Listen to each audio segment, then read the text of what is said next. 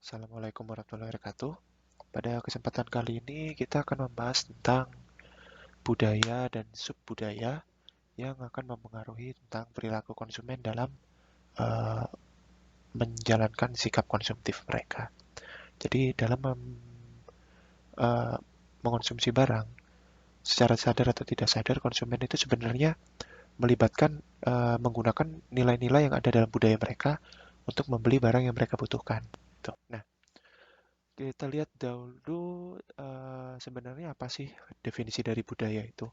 Nah, di sini kalau misalnya kita lihat di buku, bisa dilihat di halaman 7.3. Nah, kita akan melihat definisi dari budaya adalah kepribadian dari sebuah masyarakat dan bisa dikatakan sebagai penentu keinginan dan perilaku seseorang yang paling mendasar. Nah, apa aja sih yang sebenarnya menjadi bagian dari suatu budaya itu? Budaya itu mempunyai beberapa komponen ya, tapi yang jelas yang pasti adalah dalam suatu budaya itu ada nilai-nilai yang dijunjung. Jadi mempunyai nilai-nilai dasar, juga biasanya ada kebiasaan dan kepercayaan yang dijadikan acuan. Mereka mempunyai persepsi, preferensi, dan perilaku yang dipelajari seseorang dari keluarga maupun institusi penting lainnya. Bahkan terbentuk dari lingkungan masyarakat sekitar juga. Nah, kalau misalnya budaya definisinya adalah mencerminkan suatu kepribadian, nah, subbudaya itu apa sih? Nah, subbudaya adalah merupakan budaya yang berada di dalam budaya itu sendiri, yang mempunyai nilai dan gaya hidup yang bisa jadi berbeda dan bisa didasarkan pada hal apapun mulai dari usia sampai kelompok etnis gitu. Jadi dalam suatu lingkup budaya yang besar ada kelompok-kelompok budaya yang lebih kecil yang hidup dalam satu kelompok budaya yang besar itu tadi. Nah, contohnya apa? Nah, kita lihat sendiri di negara kita, negara Indonesia, meskipun kita punya satu budaya yang misalnya kita bawa dari dahulu, misalnya budaya gotong royong, budaya ramah tamah, dan di tiap-tiap eh, misalnya sih kita ambil contoh suku atau ras tertentu, mereka juga punya budaya-budaya tertentu, misalnya budaya Jawa, budaya masyarakat Minang, budaya masyarakat Padang, dan seperti itu. Nah, di sini orang dengan karakteristik budaya dan subbudaya berbeda bisa jadi mempunyai preferensi produk yang dan merek yang berbeda.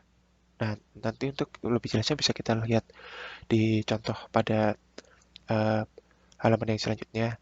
Nah, hal ini akan berakibat pemasar mungkin ingin memfokuskan program pemasaran mereka pada kebutuhan khusus dari kelompok-kelompok tertentu, gitu. Definisi budaya kita bisa melihat dari komponen paling dasar, yaitu dari nilai, kepercayaan, dan kebiasaan.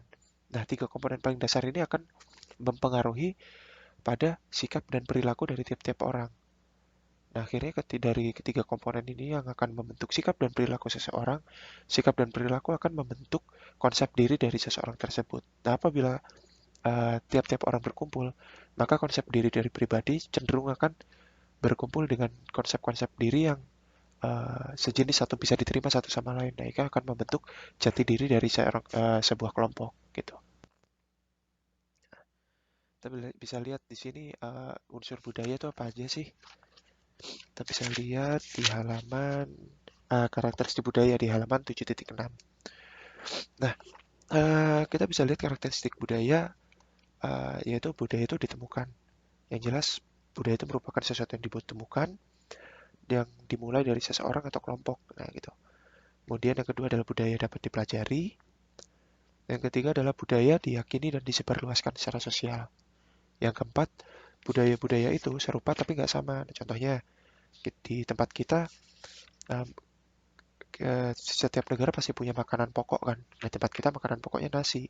Nah, contohnya tapi perbedaannya adalah di tempat di negara lain di Eropa bisa jadi mereka makanan pokoknya adalah sagu atau gandum. Gitu. Kita bisa melihat uh,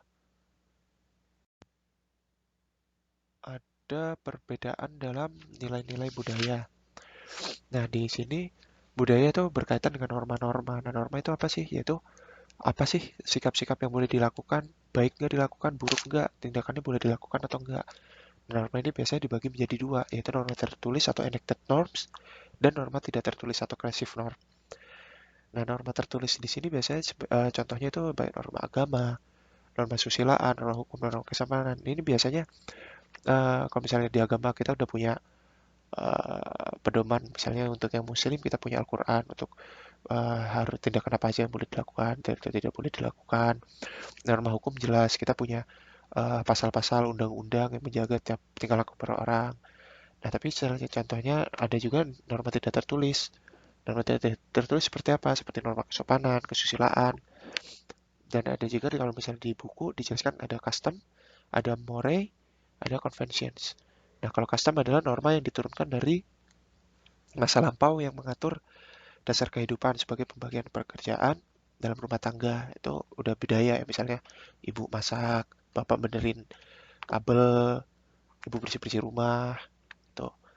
Atau yang kedua adalah more, yaitu adalah custom dengan penyimpangan moral yang kuat, lebih sering melibatkan perilaku yang tabu atau dilarang, seperti kanibalisme.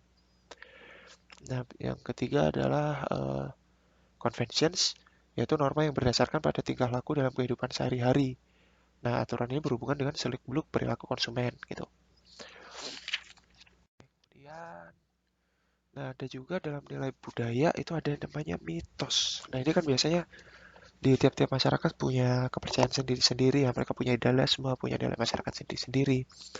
Nah, yang kita paling sering contoh, misalnya gedung dengan lantai tidak diberi nomor 4. Nah, karena tidak oke, nah, akhirnya kita sering lihat tuh kan, kalau misalnya di lift, lantai 1, lantai 2, lantai 3, langsung lantai 5 atau lantai 3A gitu. Lalu ada juga mitos angka 13, Nyi Roro Kidul, Wali Songo. Nah, itu berhubungan erat dengan nilai-nilai budaya atau kepercayaan yang dipegang oleh seseorang. Kemudian ada juga simbol, itu benda, warna, konsep, nama. Nah, kita di sini contohnya adalah kuku Bima, minuman energi. Nah, kita menggambarkan dia apa? Dengan tokoh hayang yang menggambarkan dia punya perkasa, badannya kekar.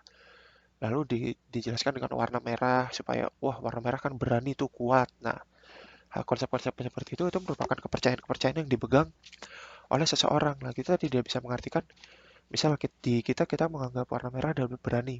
Bisa jadi di negara lain mereka mempunyai warna merah menjadi arti yang lain. Misalnya justru warna duka cita, warna yang menunjukkan kelemahan. Karena tiap-tiap negara punya budaya dan yang berbeda-beda. Nah, ini merupakan salah satu aspek yang penting diperhatikan oleh pemasar untuk memasarkan barang dagangannya gitu. Ketika mereka memilih simbol dari barang jualan mereka gitu. Nah, di sini kita mencontohkan misalnya mencocokkan bagaimana budaya kita dengan uh, di sini salah satu contohnya ya, dari Kuku Bima mereka memasarkan produknya dengan membawa-bawa budaya kita bahwa minuman ini cocok dengan budaya kita seperti itu. Nah, di sini kita bisa melihat bagaimana korelasi dari budaya dan perilaku konsumen. Konsumen dan kebutuhan digambarkan menjadi dijembatani oleh budaya sehingga apapun kebutuhan yang dibutuhkan konsumen harus sesuai dengan budaya yang dianut dari konsumen tersebut. Nah, hal ini menunjukkan bahwa konsumen dan ikatan konsumen budaya dan kebutuhan ini menjadi pasar potensial bagi pemasar atau bagi produsen. Nah, berkaitan dengan uh, kira-kira produk apa sih yang bisa memuaskan konsumen dan kebutuhannya. Nah, di sini kita contohkan ada produk Apple dan Sido muncul. Nah, kita akan lanjut bagaimana pembahasan ini. Nah, di sini kita melihat bahwa kebutuhan kita biasanya adalah messaging kan. Nah, kita biasanya mengirimkan lewat pos. Nah, di sini pemasar memikirkan bagaimana cara mengirim pesan lebih efisien dan lebih aman. Akhirnya mereka menciptakan produk HP nih. Dan di sini contohnya Apple. Nah, sedangkan kalau misalnya yang sudah muncul, kita melihat nih bahwa di dalam masyarakat kita ada tradisi minum jamu yang merupakan dari bahan-bahan herbal untuk menambah energi dan sebagainya. Nah, di sini sudah muncul mengeluarkan produk yang lebih terjamin kualitasnya dan vitaminnya atau gizinya. Sehingga mereka menciptakan produk yang bisa dipercaya masyarakat dan sesuai dengan budaya masyarakat tersebut, yaitu minum jamu gitu.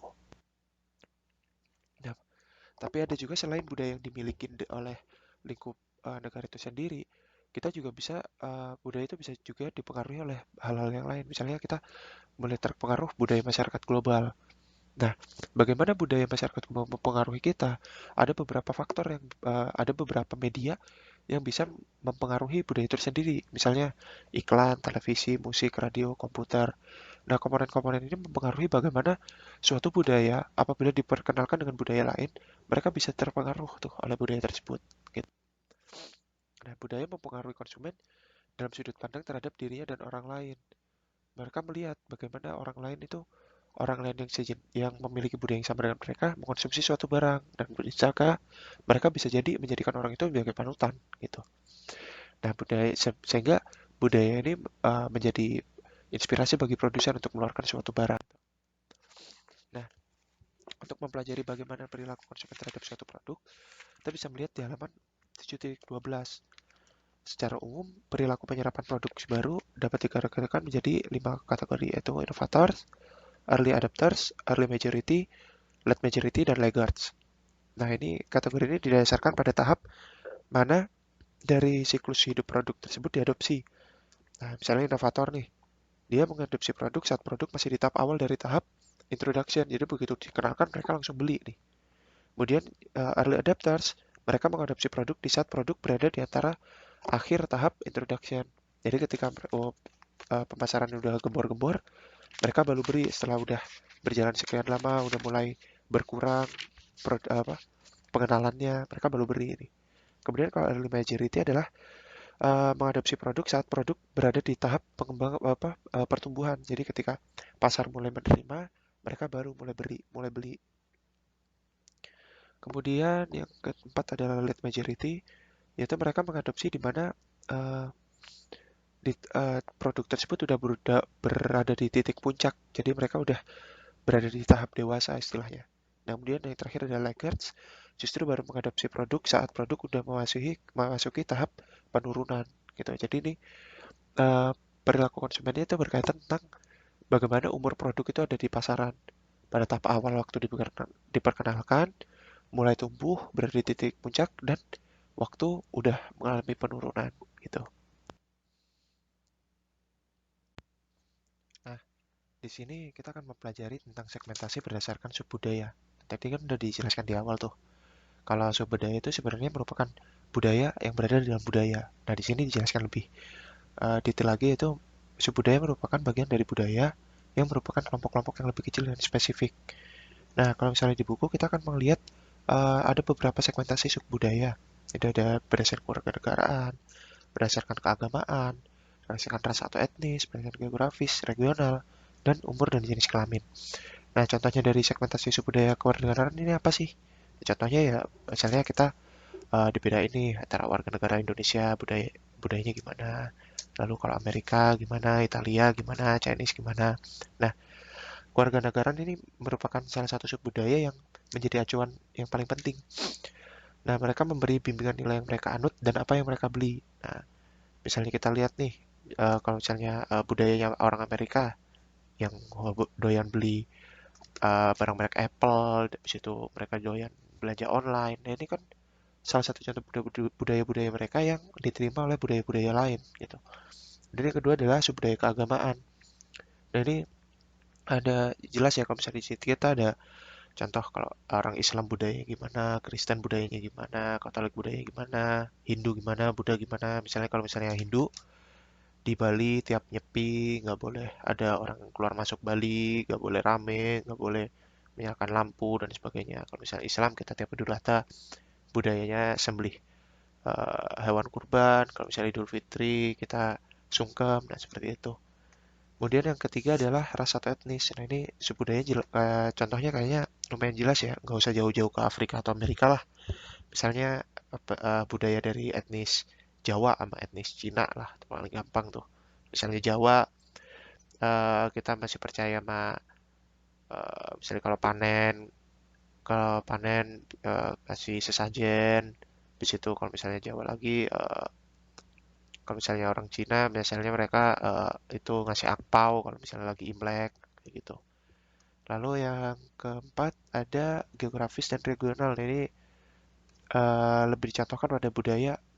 Di sini contohnya itu perkotaan dan pedesaan, bagaimana budayanya berbeda. Kemudian eh, budaya di negara yang 2 musim dan 4 musim. Contohnya kalau di Indonesia kita cuma tahu banjir sama panas doang. Kalau di sini kita ada musim semi, musim panas, musim gugur, musim dingin. Nah, itu jelas jelas budayanya berbeda kan karena kondisi yang berbeda gitu. Kemudian yang terakhir adalah subbudaya berdasarkan umur dan jenis kelamin. Ini jelas. Jadi misalnya untuk budayanya anak SD kayak gimana, budayanya anak SMP kayak gimana, secara garis mulai naik lagi budayanya anak muda gimana, budayanya orang level-level produktif, misalnya umur 30-an bagaimana, lalu umur 40-50-an bagaimana, itu kan ada segmentasinya masing-masing gitu. Kalau jenis kelamin jelas dari budaya cowok sama budaya cewek, yang paling mendasar saya cewek doyan shopping, cowok doyan mancing gitu kan, udah jelas beda gitu. Nah, di sini menjelaskan bahwa tiap-tiap subbudaya itu juga mempengaruhi dengan amat sangat nih bagaimana tindakan konsumtif mereka dan bagaimana pola dari tiap-tiap kelompok budaya itu bisa bisa jadi mempengaruhi kelompok-kelompok budaya yang lain gitu. Nah, kemudian ada juga yang menggolongkan kelas sosial dan pendapatan itu sebagai subbudaya. Nah, ini mereka menjelaskan beberapa komponen di sini, yaitu yang pertama adalah universal pecking order. Di sini definisinya adalah semakin tinggi kelas sosialnya, semakin mudah dalam mengakses sumber daya. Ya, yang jelas kelas sosial mempengaruhi kemampuan untuk mengakses sumber daya yang tersedia. Nah, menurut Marx, makin tinggi kelas sosial yang dimiliki oleh seseorang, maka makin mudah untuk memperoleh sumber daya. Orang yang berada dalam kelas sosial yang sama biasanya memiliki pekerjaan dan ketertarikan pada hal yang sama. Nah, di sini. Tuh. Yang kedua adalah social stratification. Nah, ini berkaitan dengan pembuatan divisi tertentu dalam masyarakat. Ini merupakan proses dalam sistem sosial di mana sumber daya yang bernilai dan langka didistribusikan secara tidak seimbang. Nah, biasanya ini struktur kelas dalam masyarakat punya pola pengaturan kelas yang sama, yaitu ada upper, lower upper, kelas atas, kelas menengah atas, kelas uh, menengah, lower middle, upper lower, lower lower gitu. Nah, pembagian di seluruh dunia biasanya nggak jauh dari pembagian yang kayak gini nih. Gitu. Mobilitas sosial berkaitan dengan perpindahan seseorang dari satu kelas ke kelas yang lain. Nah, kemudian yang komponen selanjutnya itu komponen yang dibahas adalah komponen kelas sosial. Sini ada merupakan uh, apa ya, bahasa Indonesianya itu gengsi pekerjaan atau kedudukan. Nah, seberapa prestis kedudukan pekerjaan seseorang dalam masyarakat itu menentukan kelas sosialnya, pendapatannya bagaimana, pendidikannya bagaimana, itu juga menentukan pembagian kelas sosial mereka. Nah, kemudian untuk mengukur kelas sosial, kita bisa menggunakan pengukuran subjektif, reputasi, atau objektif. Ini udah kita bahas di pertemuan yang lalu sih sebenarnya.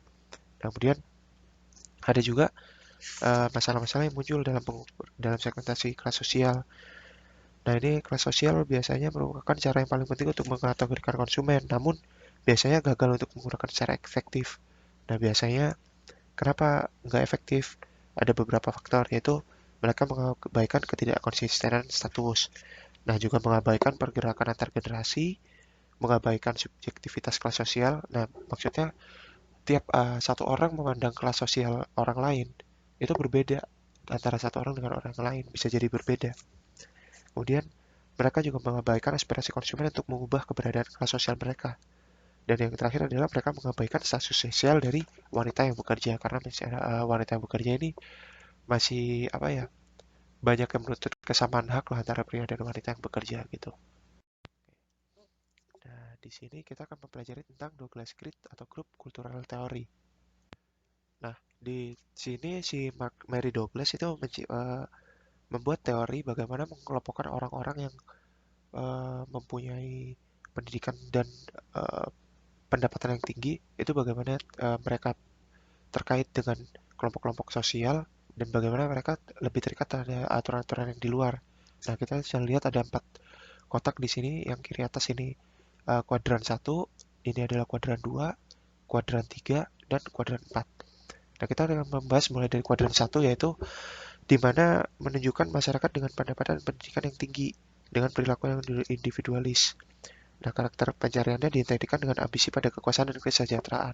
Nah, kita bisa melihat di sini bahwa karakteristiknya adalah low group dan high grade. Nah, hal ini berarti mereka keterikatannya dalam kelompok-kelompok sosial itu cenderung lebih rendah, sedangkan mereka memiliki ikatan yang sangat kuat dengan aturan-aturan yang berada dari luar gitu. Kemudian yang kuadran 2 adalah menunjukkan masyarakat yang berpendidikan baik, namun bayarannya nggak begitu besar. Nah, mereka di sini terlihat bahwa mereka lebih memiliki ikatan yang kuat dengan kelompok-kelompok sosial, namun cenderung lemah untuk ikatan-ikatan dari luar. Kemudian yang kuadran ketiga adalah low cultural. Mereka uh,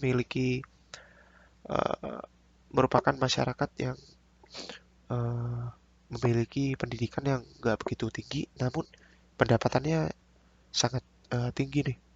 Nah, mereka melihat terlihat bahwa mereka mempunyai keterlibatan dalam kelompok-kelompok sosial yang lebih rendah, namun juga terikat oleh aturan-aturan dari luar juga rendah juga. Nah, yang terakhir adalah mereka yang tidak memiliki pendidikan tinggi, namun juga penghasilannya juga nggak terlalu tinggi. Justru kelompok yang seperti ini, mereka memiliki ikatan kelompok-kelompok sosial yang kuat, tapi juga terikat oleh aturan-aturan yang kuat juga dari luar, gitu. Jadi demikian yang bisa saya sampaikan tentang materi kali ini. Semoga bermanfaat. Assalamualaikum warahmatullahi wabarakatuh.